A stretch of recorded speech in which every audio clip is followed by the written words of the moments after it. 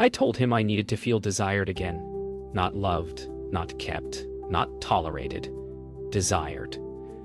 I wanted the kind of attention that makes your stomach twist. The kind that makes you feel seen again after months of silence. He looked at me, quiet, and said he understood. I thought he did. I thought we'd find our way back to each other through that honesty. But a month later, he started dating my friend. The one who used to ask me for advice about him. The one who swore she'd never cross that line. And now he calls her his peace. His peace. The same man who told me I was too emotional, too intense, too much. Finds calm in someone else's arms. And the worst part, she glows when he's near. I see it in her eyes, that soft safety I once had. I keep replaying that moment. The one where I thought I was opening a door, not locking myself out. Was I asking for too much? Or did I simply teach him how to love someone else better? He didn't lie when he said he wanted me to be happy. That's the cruel part. He meant it. But I never realized happiness could mean absence. It's strange how a word that once sounded like love now feels like distance. I see them together sometimes, by accident or maybe fate's twisted design.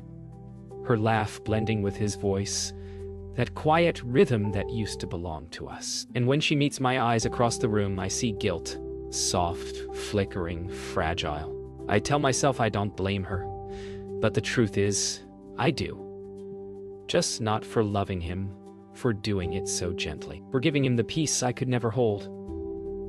I still hear his voice in my head saying, "You deserve to be desired." And I wonder if I mistook desire for devotion.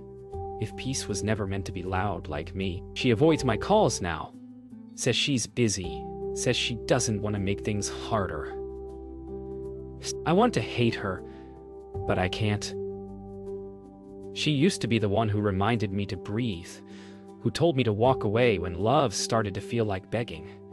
Maybe she was right all along. Still, when I see her wearing the necklace I lent her last summer, the one with the small silver moon, it feels like she's carrying a piece of me into his arms. I wonder if he ever notices if the scent on her skin feels familiar in ways he can't explain.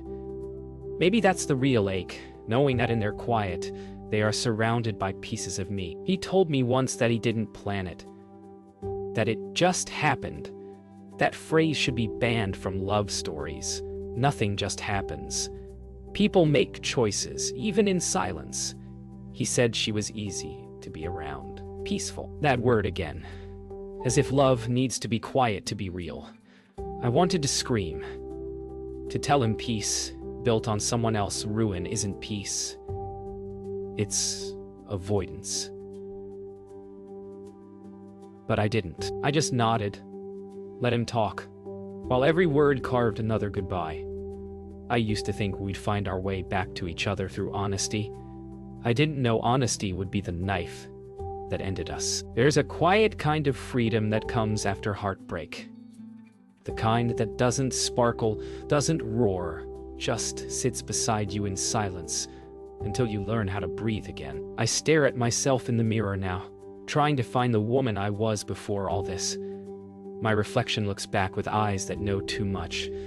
Maybe peace isn't something someone gives you. Maybe it's something you reclaim. And maybe desire, the kind that burns but doesn't destroy, begins with wanting yourself again. I whisper, I'm still here. And for the first time in months, I almost believe it. After he left, the apartment became a museum of almost. Every corner whispered his name. Every drawer held a ghost. I kept waiting for the ache to fade, but it stayed. Until one morning I realized I could breathe without checking if his toothbrush was still by the sink. It wasn't healing, not yet, but it was something like peace. I started rearranging the furniture, as if shifting the space could shift the story. And maybe it did. The silence didn't feel like punishment anymore. It felt like possibility. For the first time, the absence didn't crush me. It made room. I started going out again, not to meet anyone, but to meet myself in places I'd forgotten I belonged. The bookstore on 5th, the park bench near the fountain, the small cafe with the bitter coffee and kind barista. I spoke less and noticed more. It was strange, realizing how much space he'd taken up in my silence. Every stranger became a mirror, reflecting back the version of me I'd abandoned. I laughed once, a real, sudden laugh, and caught myself by surprise. Maybe that's how healing begins, not with forgetting, but with remembering who you were before you started shrinking. When she texted me, I didn't know what to say. "Can we talk?" That was all it said. Simple, fragile, heavy. I met her at the park where we used to spend hours dreaming of love that didn't hurt. Her hands trembled when she spoke. She said she didn't mean for any of it to happen, that she loved him but missed me more. I listened, quiet. The anger I'd expected wasn't there. Just exhaustion and something like release. Maybe forgiveness isn't about erasing pain. Maybe it's about not letting it own you anymore. Desire used to mean being wanted by someone else. Now, it feels like coming home to myself. I bought new sheets, painted the walls a soft green, danced alone in the kitchen with no one watching. I stopped waiting for a text that never came. I started sending love letters to my own skin, feeding it kindness instead of judgment. It wasn't easy. Some nights, I still reached for the ghost of his warmth. But when I did it, I whispered, "I forgive you." Maybe not for him, maybe for me. Peace didn't arrive with fanfare. It crept in quietly, one breath at a time. I woke up one morning and didn't think about him first. I made coffee, opened the curtains, and realized I'd stopped waiting for closure. Maybe that's what it means to heal. To stop chasing answers from people who can't give them. When I looked in the mirror that day, I didn't see loss. I saw a return.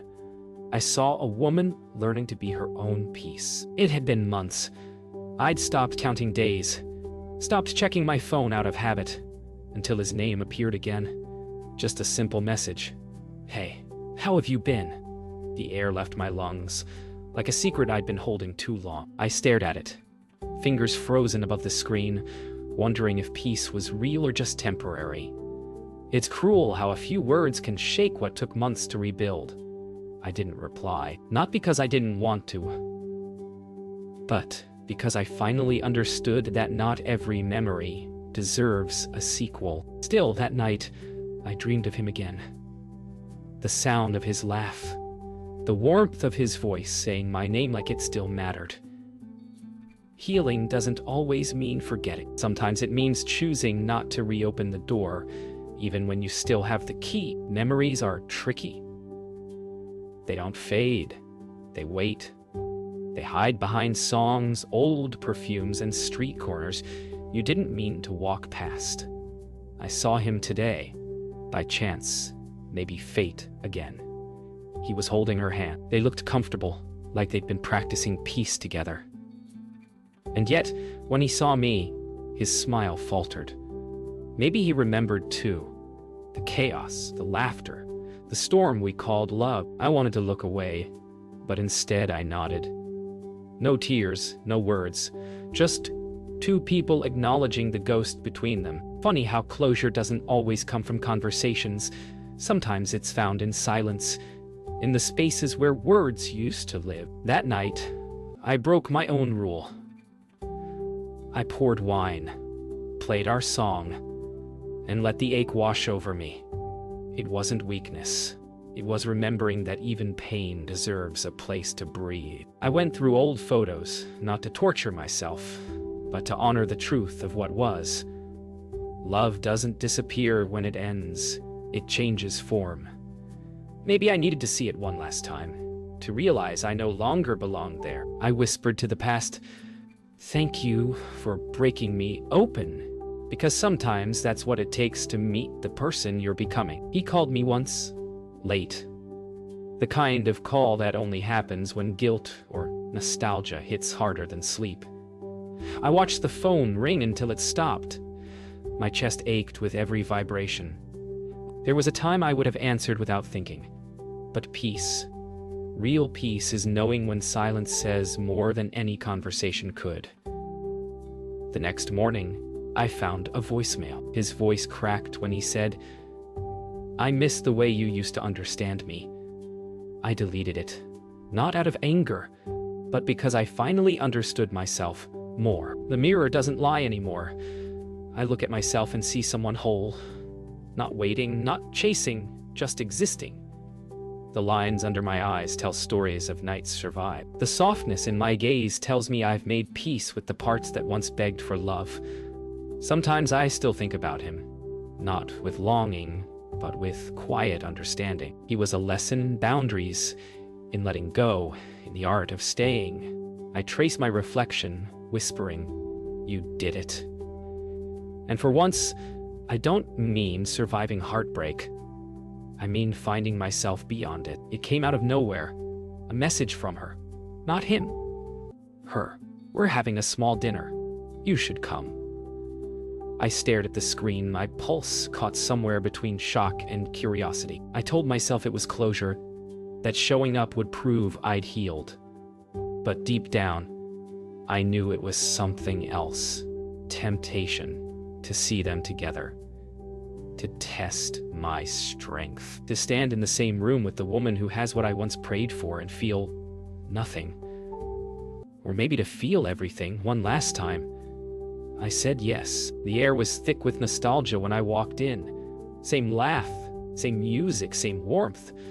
Only I wasn't part of it anymore. She greeted me first. Eyes soft, hopeful.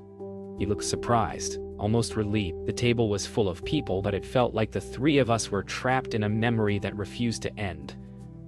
I smiled, said the right things, laughed when I needed to. But underneath, my pulse throbbed with every glance he stole. It wasn't longing, it was recognition. We'd once been fire. Now we were smoke. Later, he found me on the balcony.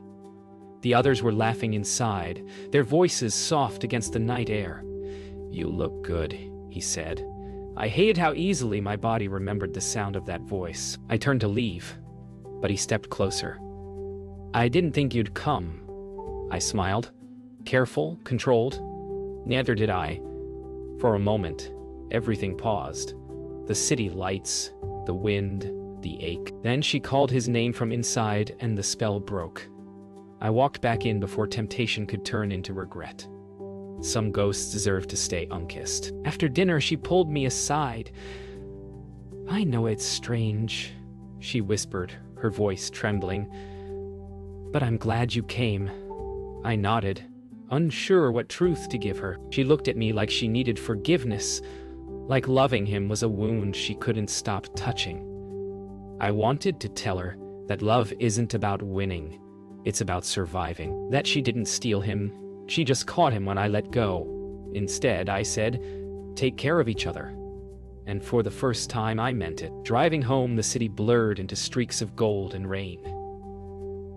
I rolled the window down, letting the cool air wash over me. My heart didn't race. My hands didn't shake. I thought about how far I'd come from the night I begged to feel desired again. Maybe what I really wanted was to feel whole. And tonight, seeing them together, I realized I already am. I didn't lose anything. I just learned what was never mine to keep. Mornings used to feel heavy. The kind that pressed against my chest before the day even began. Now, they arrive gentle. No ghosts waiting in the corners. No texts to decipher. Just the hum of sunlight touching my walls. I make coffee and play a song that has no memories attached to it. It feels like starting over, like being reborn in small, ordinary moments. Healing isn't cinematic. It's quiet, repetitive, slow. But one morning, I realized I hadn't thought about him in weeks. The space he once filled had turned into light. I smiled into my cup and whispered, "You did it." I met someone new, not in a rush, not in a story meant to replace the old one. It happened slowly, in the spaces between laughter and quiet curiosity. He didn't ask about my past right away. He just listened when I spoke, and when I laughed, it wasn't to hide pain anymore. It was because I actually felt light. I didn't want to belong to him, not the way I used to belong to someone else. I just wanted to meet him where I stood, whole, unhidden, finally ready. With him, everything felt slower. No fire, no chaos, just warmth that stayed. He asked me once, "What makes you happy?" And I couldn't answer right away. I'd spent so long trying to make someone else happy, I'd forgotten what my own joy looked like. So I started finding it again, in painting, in running, in singing off-key while making dinner. The more I returned to myself, the more he seemed to see me. Maybe love isn't about finding your missing half. Maybe it's about meeting someone after you found yourself whole. One evening, I told him everything. Not the drama, not the pain, just the truth. That I once mistook being desired for being loved. That peace used to mean silence, and now it means choice. He didn't flinch. He just took my hand and said, "I'm not here to complete you. I'm here to walk beside you." And in that moment, I realized how far I'd come, from needing to be chosen to choosing myself first. That kind of honesty isn't scary anymore. It's freedom. Rebirth doesn't happen all at once. It's in the small, quiet choices we make to keep showing up for ourselves. I don't chase peace anymore. I live it. I don't beg to feel desired. I choose to feel alive. And sometimes, when I catch my reflection, I barely recognize the woman who once begged for love. She looks freer now, like she finally learned how to hold her own heart without fear it might break. I think that's what love really is, not finding peace in someone else, but becoming it yourself. It happened on a random Thursday, the kind of day it shouldn't carry any weight. I was at the bookstore, reaching for a poetry collection, when I heard his voice. I froze. He looked older, softer, maybe even sorry. We smiled. That awkward, polite kind that hides everything you can't say out loud. "You look happy," he said. I nodded. "I am," and I was. But when he handed me the book, I dropped. Our fingers brushed, and for a moment, the past flickered alive. Not as longing as memory. It didn't hurt anymore. That's how I knew I'd truly let go. He asked if we could talk, just for closure. The irony almost made me laugh. We sat outside a cafe, the same one where everything once started. He told me he was sorry, not for loving her, but for hurting me. I listened, no longer needing anything from his words. Forgiveness had already happened in the quiet months I spent healing. Still, I thanked him, because pain had been my teacher, and love, even the broken kind, had been the lesson. When we parted, there was no drama, no tears, just two people who had finally learned how to say goodbye properly. Later that week, she reached out. "I heard you saw him." Her message wasn't defensive. It was gentle, cautious. We met at the park again, and she told me things I didn't need to know. But somehow, they set her free. "He's good to me," she said, "but sometimes I feel like I'm living in your shadow." I took her hand and smiled. "You're not," I said. "I stepped out of it a long time ago," she cried. "Not for guilt, but relief." I think we both did. Some endings are really just two people finally stepping into their own light. That night, I walked home alone under city lights, and for the first time, I didn't feel haunted by what could have been. I remembered the way he used to look at me. Not to hurt, not to mourn, just to remember that once we shared something real. But love, I've learned, doesn't always mean forever. Sometimes it's a bridge you're meant to cross, not a home you're meant to live in.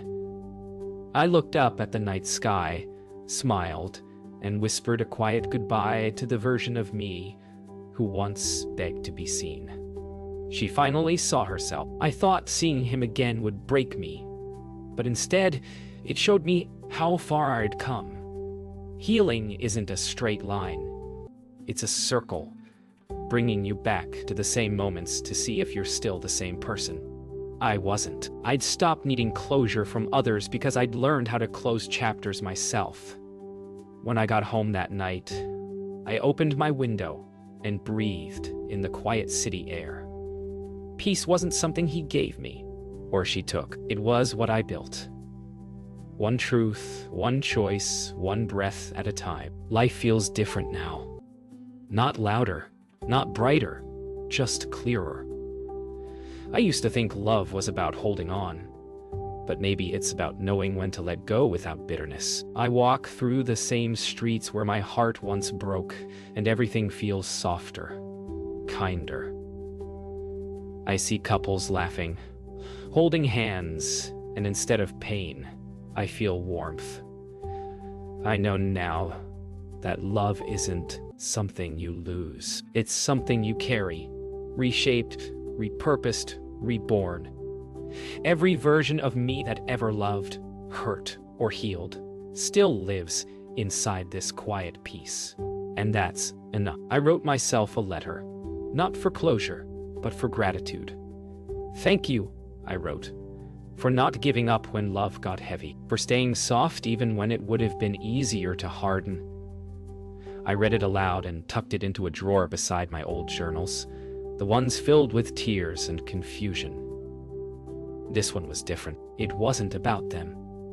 It was about me. For the first time, I was the ending I'd been waiting for. That night, I dreamed of him again. Not the chaos, not the heartbreak, just him standing in sunlight, smiling. He said nothing, just nodded, and for once, it didn't hurt to wake up. Maybe dreams are how the heart waves goodbye. I lay there for a while, watching morning light fill the room, feeling grateful that our story existed, not because it was perfect, but because it taught me how to love without losing myself. Sometimes, letting go is the most loving thing you can do. Weeks later, I walked with him, the new man, through the park where everything once unraveled. He reached for my hand, not out of possession, but presence. I didn't flinch. I didn't compare. I just felt the warmth of now, and in that simple touch, I understood. Love isn't about finding peace in someone else. It's about sharing the peace you've already built. The woman who once needed to be desired now simply chooses to be no. If I could speak to the woman I used to be, I'd tell her, you didn't lose. You transformed. Love wasn't meant to fix you. It was meant to reveal you. And maybe that's what desire really is. Not the hunger to be wanted, but the courage to stay true to yourself when everything else falls away. I close my eyes and smile, the world humming softly around me. This is my peace. Not found, not borrowed, created. And it's mine to keep.